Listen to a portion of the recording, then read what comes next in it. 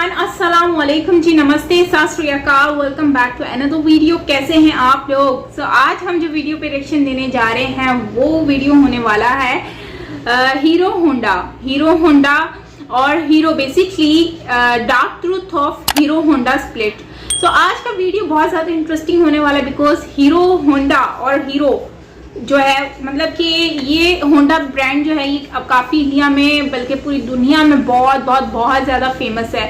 But Bharat में वो कितना फेमस है और मतलब कि इन लोगों के बीच में क्या इश्यूज हुए थे, किस तरह से ये हीरो से हीरो होंडा बना, मतलब वो सब कुछ आज की इस वीडियो में हम जानेंगे।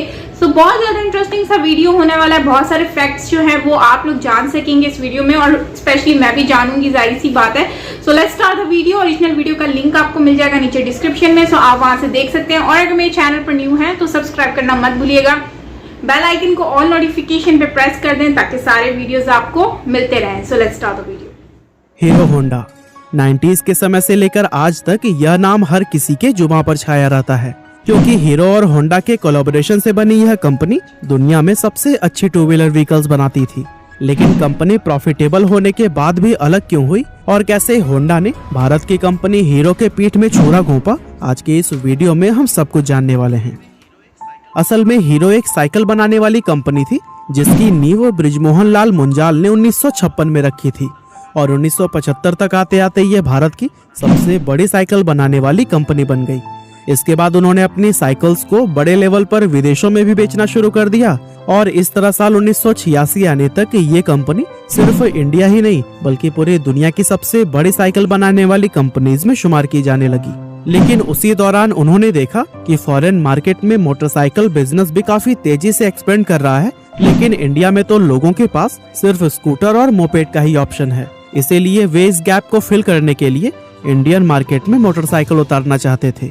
लेकिन उस वक्त हीरो के साथ प्रॉब्लम यह थी कि उनके पास इंजन बनाने की टेक्नोलॉजी ही नहीं थी, जिसकी वजह से मोटरसाइकिल बनाना उनके लिए तो मुमकिन ही नहीं था।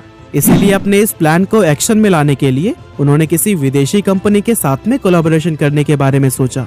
अब उस वक्त भारत में लिबरलाइजेशन भले ही नहीं आया था, लेकिन उस टाइम गवर्नमेंट इंडियन कंपनीज को यह अपॉर्चुनिटी देती थी कि अगर वो चाहे तो किसी भी विदेशी कंपनी के साथ में टाई अप करके इंडिया में अपना बिजनेस एक्सपेंड कर सकते हैं।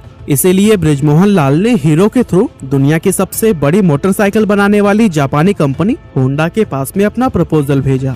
अब क्योंकि उस समय कोई भी विदेशी कंपनी भारत में डायरेक्टली अपना बिजनेस स्टार्ट नहीं कर सकती थी, ऐसे में इस प्रपोजल के जरिए होंडा को इंडियन मार्केट में एंटर करने का एक अच्छा मौका मिल गया, जैसे कि होंडा कंपनी खुद भी नहीं गंवाना चाहता था। इसीलिए इन दोनों कंपनीज ने 1984 में एक दूसरे के साथ हाथ मिला लिया। हीरो और होंडा के बीच उस टाइम ये एग्रीमेंट हुआ था कि हीरो बाइक्स के लिए बॉडी बनाएगा और होंडा उसके लिए इंजन सप्लाई करेगा। इसके अलावा उन्होंने एक एनओसी भी साइन की थी जिसके अकॉर्डिंग दोनों कंपनीज फ्यूचर में कभी भी एक दूसरे के मुकाबले में अपना कोई प्रोडक्ट लॉन्च नहीं करेंगे। और दोस्तों, दोनों ही कंपनीज इन कंडीशंस से सेटिस्फाइड थी, जिसके बाद से ये डील फाइनल हो गई और यहीं से हीरो होंडा की शुरुआत हुई।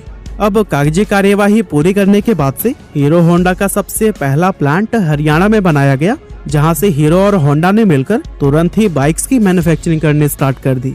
1985 में जब उन्होंने अपनी पहली बाइक CD100 लॉन्च की तो फिर यह बहुत तेजी से पॉपुलर हुई, क्योंकि इंडियन मार्केट में एक तो बाइक का कॉन्सेप्ट ही नया था और दूसरा इस बाइक का माइलेज बहुत ही कमाल का था। इसके अलावा उन्होंने अपनी बाइक को उस प्राइस सेगमेंट में लॉन्च किया था जो कि हर मिडिल क्लास फैमिली के लिए अफोर्डेबल हुआ करता था। साथ ही उन्होंने अपना मार्केट कैंपेन भी बहुत ही प्रभावी तरीके से तैयार किया था, जहां इनकी टैगलाइन थी fill it, shut it, forget it, यानी कि इसमें पेट्रोल फिल करके भूल जाइए। इस टैगलाइन का भी लोगों पर काफी ज्यादा असर हुआ और लोग इस बाइक के दीवाने हो गए थे, क्योंकि उन्हें स्कूटर वाला माइलेज अब बाइक में मिल रहा था। लेकिन उसी दौरान जापानी करेंसी में उछाल आ गया, जिसकी वजह से जितने भी स्पेयर पार्ट्स जापान से आते थे वो काफी ज्यादा महंगे होने लगे और हीरो होंडा को अपनी बाइक्स अफोर्डेबल बनाने में काफी दिक्कतें आने लगी। असल में यहाँ प्रॉब्लम यह भी थी कि उस वक्त हीरो होंडा के कई सारे कॉम्पिटिटर्स इंडियन मार्केट में आ चुके थे, जैसे सुजुकी, यामाहा, बजाज और टीवीएस। लेकिन ये सारे ब्रांड सिर्फ शहरी इलाकों में रहने वाले वेल्दी कस्टमर्स पर ही फोकस करते थे। लेकिन वहीं अगर हीरो होंडा को देखा जाए तो उनका मेन फोकस इंडिया के मिडिल और लोअर मिडिल क्लास कस्टमर पर था, जो कि एक अफोर्डेबल सोल्यूशन चाहते थे। और यही वजह थी कि हीरो होंडा की बाइक सिर्फ शहरों में ही नहीं बल्कि पूरे भारत में ही सबसे ज्यादा सेल होती थी। और यही सब देखते हुए कंपनी अपनी बाइक्स का प्राइस नहीं बढ़ाना चाहती थी। यहाँ तक कि इसी की वजह से कंपनी को काफी लंबे अरसे तक लॉस का भी सामना करना पड़ा। लेकिन 1990 में जब डॉलर का एक्सचेंज प्राइस रेगुलेट हुआ तो फिर हालात थोड़े सुधरने शुरू हो गए और देखते ही देखते कुछ ही समय में हीरो होंडा एक बार फिर से अपनी बाइक्स पर प्रॉफिट कमाने लगा और अगले कुछ ही सालों में कंपनी का प्रॉफिट $10 मिलियन को भी क्रॉस कर गया, जो कि उस जमाने में एक बहुत बड़ा नंबर था। अब यहाँ तक तो चीजें ऊपर से काफी अच्छी नजर आ रही थी, लेकिन अंदर से सिचुएशन बहुत पहले से ही खराब होनी शुरू हो गई थी। दरअसल कंपनी के मैनेजमेंट में शुरू से ही कई तरह की प्रॉब्लम्स चल रही थी, जैसे कि होंडा तो अपनी बाइक्स अमेरिका और रूस जैसे डेवलप्ड कंट्री में सेल कर रहा था, लेकिन हीरो होंडा को होंडा की तरफ से फॉरेन में अपनी बाइक्स को सेल करने की परमिशन नहीं थी। यानी एक तरफ तो हीरो साइकिल मैन्युफैक्चरर के तौर पर उस समय दुनिया की सबसे बड़ी कंपनी थी, यहाँ तक कि Guinness book of world records में भी इनका नाम दर्ज था। वहीं दूसरी तरफ होंडा की वजह से वो अपनी बाइक्स फॉरेन मार्केट में सेल नहीं कर पा रही थी। असल में इंडिया के बाहर हीरो होंडा को सिर्फ नेपाल, भूटान और बांग्लादेश जैसी आसपास की कंट्रीज तक ही अपनी बाइक को एक्सपोर्ट करना अलाउड था, जिसकी वजह से हीरो कंपनी इंटरनेशनल मार्केट में जो पोजीशन चाहती थी वो उसे नहीं मिल पा रही थी। अब एक तरफ तो होंडा काफी तेजी से ग्रो कर रहा था, लेकिन वहीं दूसरी तरफ हीरो एक लिमिटेड स्पेस में सीमित होकर रह गया था, जिसकी वजह से इन दोनों कंपनीज के आपसी रिश्ते खराब होने लगे। इसके अलावा कॉन्ट्रैक्ट के अकॉर्डिंग हीरो बाइक्स की बॉडी बनाती थी और होंडा इंजन। अब अगर हीरो को अपना बिजनेस एक्सपेंड करने के लिए अलग भी होना पड़ता तो फिर वो ऐसा नहीं कर सकते थे, क्योंकि वो इंजन के लिए पूरी तरह से होंडा पर ही डिपेंडेंट थे।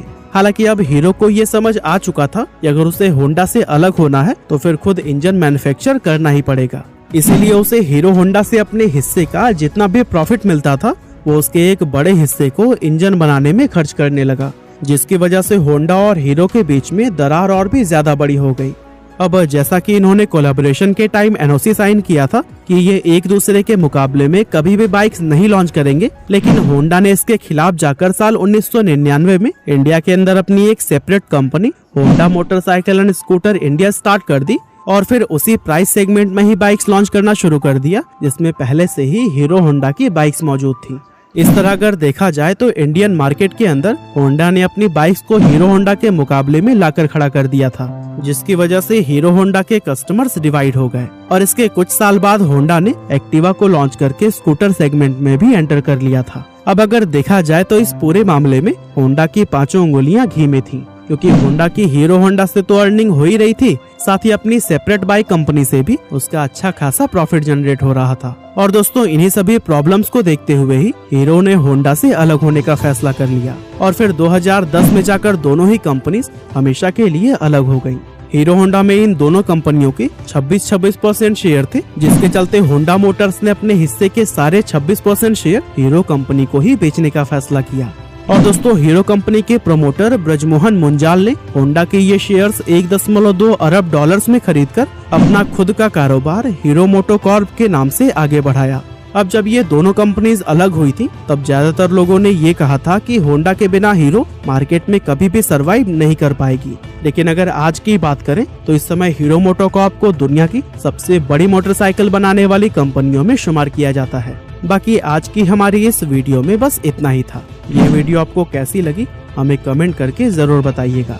आपका बहुमूल्य समय देने के लिए बहुत बहुत धन्यवाद। हीरो होंडा को आई थिंक कि भारत में बहुत ज़्यादा वैल्यू है, क्योंकि हीरो होंडा की बाइक्स मैंने सुना है कि बहुत ज़्यादा अच्छी होती हैं एज कम्पेयर टू होंडा। वैसे होंडा जो है वो मल्टीनेशनल ब्रांड के तौर पे साबित होता है, सामने आया है, और हमारे पाकिस्तान में भी आपको होंडा की मिल जाएंगी, होंडा 125 और इस तरह से बहुत सारे बाइक्स मिलते हैं, लेकिन उनकी प्राइस 1 लाख मतलब 170 इस तरह से उसकी प्राइस है। बट अगर हम बात कर लेते हैं हीरो होंडा की, तो hero Honda I don't think कि हीरो होंडा पाकिस्तान में है कि नहीं है, कमेंट सेक्शन में जरूर बताना। वैसे ज्यादा हीरो होंडा जो है वो आपको नेपाल वगैरह, श्रीलंका इस टाइप की कंट्रीज में मिल जाते हैं, क्योंकि जो बॉर्डर के साथ कंट्रीज है। अगर हम बात करें हीरो होंडा की, तो हीरो होंडा आई थिंक कि इंडिया में बहुत ज्यादा इसको वैल्यू दी जाती है और काफी सुनने में आया, इसका इंजन बहुत अच्छा है और उसके साथ साथ इसका पेट्रोल की एवरेज बहुत अच्छी है। तो जाहिर सी बात है, और है भी इंडियन ब्रांड, तो जाहिर बात है इंडियन जो है वो सच्चे इंडियन जो है वो अपने ब्रांड को ही ज़्यादा रेकमेंड करते हैं परचेजिंग के लिए और यूज़ के लिए। तो मुझे लगता है कि ये बहुत अच्छा हुआ कि हीरो होंडा जो है, हीरो ने जो है वो सारे 26 शेयर्स बाय करके अपना जो है वो सेपरेट हो गए और उन्होंने जो है वो अपने पैरों पे मतलब खुद स्टैंड हो गए। अब उनको अब जरूरत नहीं है होंडा की। जिस तरह से होंडा ने हरकत की, मतलब होंडा ने क्या किया कि उन्होंने हीरो के साथ चालाकी करने की कोशिश की कि अपना हीरो के साथ जो कंपनी में शेयर्स डाले हुए थे वहां से भी उनको फायदा था। उन्होंने साथ में एग्रीमेंट के खिलाफ जाके अपना जो है वो बिजनेस भी भारत में शुरू कर लिया, क्योंकि उनको पता था मार्केट यहाँ पर बहुत ज्यादा है, तो हम अपने ब्रांड को चलाएंगे तो हमारा अच्छा खासा होगा। और फिर उन्होंने क्योंकि जाहिर सी बात है वो घर की खेती थी, सबको पता था घर में क्या सिस्टम है, क्या चल रहा है, उनको सब मालूम था।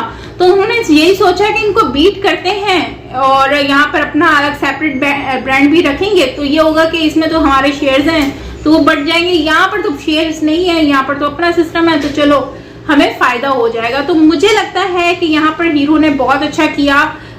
हीरो ने अपना शेयर्स बाय कर लिए होंडा से और अपने आप को एक सेपरेट रख के उन्होंने अपनी अच्छे से अच्छी बाइक्स बना रहे हैं और लोगों को सेल कर रहे हैं। और काफ़ी कम प्राइस में और अच्छी क्वालिटी की बाइक्स मिलना भी कोई आम बात नहीं होती है, जो कि प्रोवाइड की जा रही हैं, तो अच्छी बात है। तो मुझे तो बहुत अच्छा लगा वीडियो। आपको कैसा लगा कमेंट सेक्शन में ज़रूर बताना। बाकी ओवरऑल अच्छा वीडियो था। तो मिलता है नेक्स्ट वीडियो के साथ। अपना बहुत सारा ख्याल रखिएगा। Till then take care, bye bye.